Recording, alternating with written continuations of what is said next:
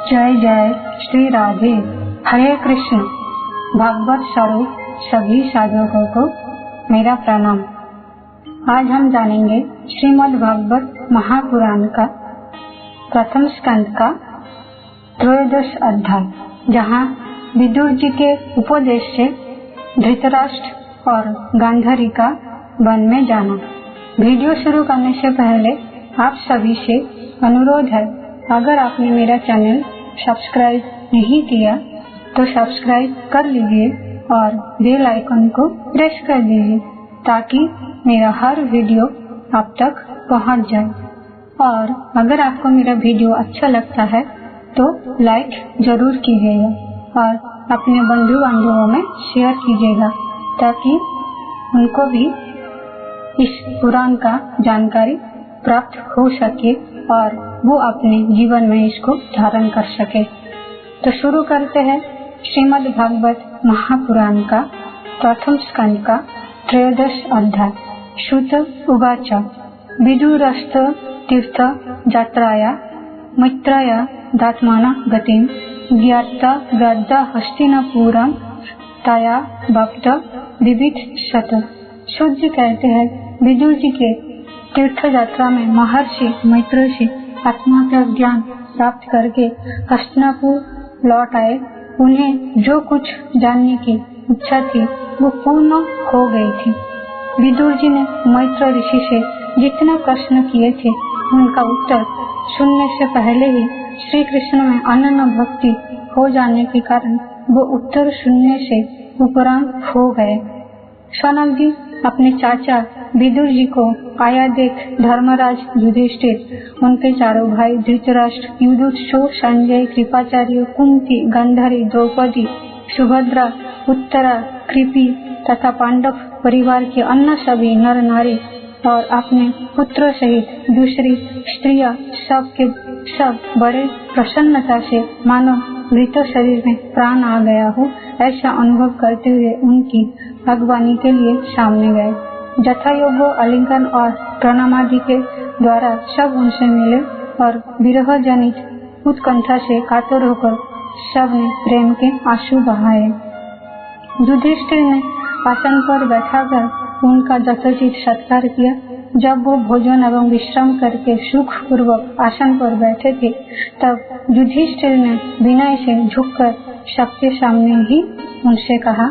युधिष्ठिर ने कहा, चाचा जी, जैसे पक्षी अपने अंडों को पंखों की छाया के नीचे रखकर उन्हें सेते और बढ़ाते हैं, वैसे ही अपने अत्यंत वात्सल्य से अपने कर कमलों की छत्र छाया में हम लोगों की पाला पोषा है। बार बार अपने हमें और हमारी माता के विषदान और लक्षागृह की दाह आदि विपत्तियों से बचाया है। क्या आप हम लोगों को भी कभी याद करते हैं? अपने पृथ्वी पर विचरण करते समय किस वृत्ति से जीवन निर्वाह किया? अपने पृथ्वी काल पर किन किन तीर्थों और मुख्य क्षेत्र की सेवन किया? प्रभु, आप जैसे भगवान के प्यारे भक्त स्वयं ही तीर्थ स्वरूप होते हैं। आप लोग अपने हृदय में विराजमान भगवान के द्वारा तीर्थों को भी महातीर्थ बनाते हुए विचरण करते हैं। चाचा जी, आप तीर्थ यात्रा करते हुए द्वारका भी अवश्य ही गए होंगे। वहाँ हमारा सुहृद एवं भाई बंधु यादव लोग, जिनके एकमात्र आराध्य देव श्री कृष्ण है, अपनी नगरी में सुख से तो है ना? आपने यदि जाकर देखा नहीं होगा तो सुना तो अवश्य ही होगा। युधिष्ठिर के इस प्रकार पूछने पर विदुर जी ने तीर्थों और यदुवंशियों के संबंध में जो कुछ देखा, सुना और अनुभव किया था सब क्रम से बतला दिया। केवल यदुवंश के विनाश की बात नहीं कही। करुण हृदय विदुर जी पांडवों को दुखी नहीं देख सकते थे, इसलिए उन्होंने ये प्रिय एवं असह्य घटना पांडवों को नहीं सुनाया, क्योंकि वो तो स्वयं ही प्रकट होने वाली थी। पांडव विदुर जी का देवता के समान सेवा सत्कार करते थे। वो कुछ दिनों तक अपने बड़े भाई धृतराष्ट्र की कल्याण कामना से सब लोगों की प्रसन्न करते हुए सुख पूर्वक हस्तिनापुर में ही रहे। विदुर जी तो साक्षात धर्मराज थे। मांडव्य ऋषि के शाप से ये 100 वर्षों के लिए शूद्र बन गए थे। इतने दिनों तक यमराज के पद पर आर्यमा थे और वही पापियों को उचित दंड देते थे। राज्य प्राप्त हो जाने पर अपने लोकपालों शरी के भाइयों के साथ राजा युधिष्ठिर वंशधर परीक्षित को देखकर अपनी अतुल संपत्ति से आनंदित रहने लगे। इस प्रकार पांडव गृहस्थ के काम धंधों में रम गए और उनके पीछे एक प्रकार से ये बात भूल गए कि अनजाने में ही हमारा जीवन मृत्यु की ओर जा रहा है। अब देखते देखते उनके सामने वो समय आ पहुंचा है जिसे कोई टाल नहीं सकता। परंतु विदुर जी ने काल की गति जानकर अपने बड़े भाई धृतराष्ट्र से कहा, महाराज देखिए, अब बड़ा भयंकर समय आ गया है, झटपट यहाँ से निकल चलिए। हम सब लोगों के सिर पर वो सर्व समर्थ काल मंडराने लगा है जिसके टालने का कहीं भी कोई उपाय नहीं है। कली के वशीभूत होकर जीव का अपने प्रियतम प्राणी से भी बात में वियोग हो जाता है। फिर धन जन आदि दूसरी वस्तुओं की तो बात ही क्या है। आपके चाचा ताऊ भाई सगे संबंधी और पुत्र सभी मारे गए। आपकी उम्र भी ढल चुकी, शरीर बुढ़ापे का शिकार हो गया। आप पराए घर में पड़े हुए हैं। अहो, इस प्राणी को जीवित रहने की कितनी प्रबल इच्छा होती है। इसी के कारण तो आप भीम का दिया हुआ टुकड़ा खाकर कुत्ते का जैसा जीवन बिता रहे हैं। जिनको अपने आग में जलाने की चेष्टा की, विष देकर मार डालना चाहा, भरी सभा में जिनकी विवाहिता पत्नी का अपमानित किया, जिनकी भूमि और धन छीन लिए, उन्हीं के अन्न से पले हुए प्राणी को रखने में क्या गौरव है। आपकी अज्ञान की रीत हो गई कि अब भी आप जीना चाहते हैं, परंतु आपके चाहने से क्या होगा। पुराने वस्त्र की तरह बुढ़ापे से गला हुआ आपका शरीर आपके ना चाहने पर भी क्षीण हुआ जा रहा है। अब इस शरीर से आपका कोई स्वार्थ साधने वाला नहीं है। इसमें फंसिए मत। इसकी ममता का बंधन काट डालिए। जो संसार के संबंधियों से अलग रहकर उनके अनजाने में अपने शरीर का त्याग करते हैं, वही धीर कहा गया है। चाहे अपनी समझ से हो या दूसरे की समझाने से, जो इस संसार को दुख रूप समझकर इसके विरक्त हो जाता है और अपने अंतकरण को वश में करके हृदय में भगवान को धारण कर संन्यास के लिए घर से निकल पड़ता है, वही उत्तम मनुष्य है। इसके आगे जो समय आने वाला है वो प्राय मनुष्य के गुणों को घटाने वाला होगा। इसलिए आप अपने कुटुंबियों से छिपकर उत्तराखंड में चले जाइए। जब छोटे भाई विदुर ने अंधे राजा धृतराष्ट्र को इस प्रकार समझाया, तब उनके प्रज्ञा के नेत्र खुल गए। वो भाई बंधुओं के सुदृढ़ स्नेह पाशों को काटकर अपने छोटे भाई विदुर के दिखलाए हुए मार्ग में निकल पड़े। जब परम पतिव्रता सुबल नंदिनी गांधारी ने देखा कि मेरे पतिदेव तो उस हिमालय की यात्रा कर रहे हैं जो सन्यासियों को वैसा ही सुख देता है जैसा वीर पुरुषों को लड़ाई के मैदान में अपने शत्रु के द्वारा किए हुए न्यायोचित प्रहार से होता है, तब वो भी उनके पीछे पीछे चल पड़ी। अजात शत्रु युधिष्ठिर ने प्रातःकाल संध्या वंदन तथा अग्निहोत्र करके ब्राह्मणों का नमस्कार किया और उन्हें तिल, गौ, भूमि और सुवर्ण का दान दिया। इसके बाद जब वो गुरुजनों की चरण वंदना के लिए राजमहल में गए, तब उन्हें धृतराष्ट्र, विदुर तथा गांधारी के दर्शन नहीं हुए। युधिष्ठिर ने उद्विग्न चित्त होकर वहीं बैठे हुए संजय से पूछा, संजय, मेरे वो वृद्ध और नेत्रहीन पिता धृतराष्ट्र कहाँ है? पुत्रों शोक से पीड़ित दुखिया माता गांधारी और मेरे परम हितैषी चाचा विदुर जी कहाँ चले गए? ताऊ जी अपने पुत्र और बंधु बांधवों को मारे जाने से दुखी थे। मैं बड़ा मंदबुद्धि हूँ, कहीं मुझसे किसी अपराध की आशंका करके वो माता गांधारी से गंगा जी में तो नहीं कूद पड़े। जब हमारा पिता पांडु की मृत्यु हो गई थी और हम लोग नन्हे नन्हे बच्चे थे, तब इन्हीं दोनों चाचाओं ने बड़े बड़े दुखों से हमें बचाया था, वो हम पर बड़ा ही प्रेम रखते थे, हाय वो कहाँ चले गए। शुद्धि कहते हैं, संजय अपने स्वामी धृतराष्ट्र को ना पाकर कृपा और स्नेह की विकलता से अत्यंत पीड़ित और विरहातुर हो रहे थे।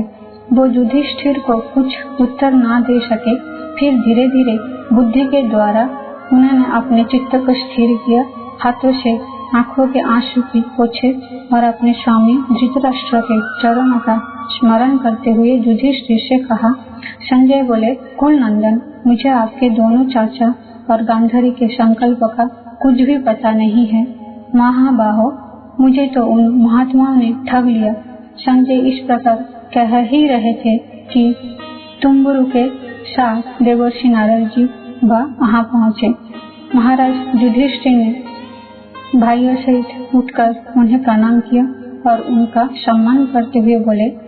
युधिष्ठिर ने कहा, भगवान, मुझे अपने दोनों चाचाओं का पता नहीं लग रहा है। ना जाने वो दोनों और पुत्रों शोक से व्याकुल तपस्विनी माता गांधारी यहाँ से कहाँ चले गए। भगवान, अपार समुद्र में कर्णधार के समान आप ही मेरे पारदर्शक है। तब भगवान के परम भक्त भगवतमय देवर्षि नारद ने कहा, धर्मराज, तुम किसी के लिए शोक मत करो, क्योंकि ये सारा जगत ईश्वर के वश में है। सारे लोक और लोकपाल विवश होकर ईश्वर की ही आज्ञा का पालन कर रहे हैं। वही एक प्राणी को दूसरे से मिलाता है और वही उन्हें अलग करता है। जैसे बैल बड़ी रस्सियों में बंधे और छोटे रस्सी से नथे रहकर अपने स्वामी का भार धोते हैं, उसी प्रकार मनुष्य भी वर्ण समाधि अनेक प्रकार के नामों से वेद रूप रस्सी में बांधकर ईश्वर की ही आज्ञा का अनुसरण करते हैं। जैसे संसार में खिलाड़ी की इच्छा से ही खिलौना का संयोग और वियोग होता है, वैसे ही भगवान की इच्छा से ही मनुष्यों का मिलना बिछड़ना होता है। तुम लोगों को जीव रूप से नित्य मानो या देह रूप से अनित्य अथवा जड़ रूप से अनित्य और चेतन रूप से नित्य अथवा शुद्ध ब्रह्म रूप से नित्य अनित्य कुछ भी न मानो। किसी भी अवस्था में मोह जन्म आसक्ति के अतिरिक्त वो सुख करने योग्य नहीं है। इसलिए धर्मराज, वो दीन दुखी चाचा चाची असहाय अवस्था में मेरे बिना कैसे रहेंगे। इस अज्ञान जन्म मन की विकलता को छोड़ दो। ये पंचभौतिक शरीर काल कर्म और गुणों के वश में है। अजगर के मुंह में पड़े हुए पुरुष के समान ये पराधीन शरीर दूसरों की रक्षा ही क्या कर सकता है। हाथ वालों के बिना हाथ वाले और चार पैर वालों के पशुओं के बिना पैर वाले तृणादि और उनमें भी बड़े जीवों के छोटे जीव आहार है। इस प्रकार एक जीव दूसरे जीव के जीवन का कारण हो रहा है। इन समस्त रूपों में जीवों के बाहर और भीतर वही एक स्वयं प्रकाश भगवान जो संपूर्ण आत्माओं के आत्मा है, माया के द्वारा अनेकों प्रकार से प्रकट हो रहे हैं। तुम केवल उन्हीं को देखो। महाराज, समस्त प्राणियों को जीवदान देने वाला वो ही भगवान इस समय इस पृथ्वी तल पर देव द्रोहियों का नाश करने के लिए काल रूप से अवतीर्ण हुए हैं। अब वो देवताओं का कार्य पूरा कर चुके हैं। थोड़ा सा काम और शेष है, उसी के लिए वो रुके हुए हैं। जब तक वो प्रभु यहाँ है तब तक तुम लोग भी उनकी प्रतीक्षा करते रहो। धर्मराज, हिमालय के दक्षिण भाग में जहाँ सप्त ऋषियों का प्रसन्नता के लिए गंगा जी ने अलग अलग 7 धाराओं के रूप में अपने को 7 भागों में विभक्त कर दिया है, जिसे सप्त स्त्रोत कहते हैं, वहीं ऋषियों के आश्रम पर धृतराष्ट्र अपनी पत्नी गांधारी और विदुर के साथ गए हैं। वहाँ वो त्रिकाल स्नान और विधि पूर्वक अग्निहोत्र करते हैं। जब उनके चित्त में किसी प्रकार की कामना नहीं है, वो केवल जल पीकर शांत चित्त से निवास करते हैं। आसन जीतकर प्राणी को वश में करके उन्होंने अपनी छठा इंद्रियों को विषयों से लौटा लिया है। भगवान की धारणा से उनके तमोगुण, रजोगुण और सत्वगुण मल नष्ट हो चुके हैं। उन्होंने अंधकार की बुद्धि के साथ जोड़कर और उसे क्षेत्रज्ञ आत्मा में लीन करके उसे भी महाकाश में घटाकाश के समान सर्वाधिष्ठान ब्रह्म में एक कर दिया है। उन्होंने अपनी समस्त इंद्रियों और मन को रोककर समस्त विषयों को बाहर से ही लौटा दिया है और माया के गुणों से होने वाले परिणाम को तथा सर्वथा मिटा दिया है। समस्त कर्म का संन्यास करके वो इस समय ठूंठ की तरह स्थिर होकर बैठे हुए हैं। अतः तुम उनके मार्ग में विघ्न रूप मत बनना। धर्मराज, आज से 5वें दिन वो अपने शरीर का परित्याग कर देंगे और वो जल कर भस्म हो जाएंगे। गाह पत्तादि अग्नियों के द्वारा पर्णकुटी के साथ अपने पति के मृतदेहों को जलते देखकर बाहर खड़ी हुई साध्वी गांधारी भी पति का अनुगमन करती हुई उसी आग में प्रवेश कर जाएगी।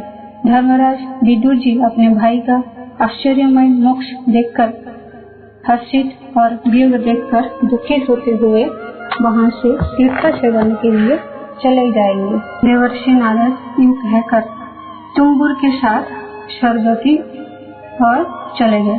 धर्मराज युधिष्ठिर ने उनके उपदेशों को हृदय में धारण करके शोक त्याग दिया। अतः श्रीमद् भागवत महापुराण का प्रथम स्कंद का 13 अध्याय समाप्त।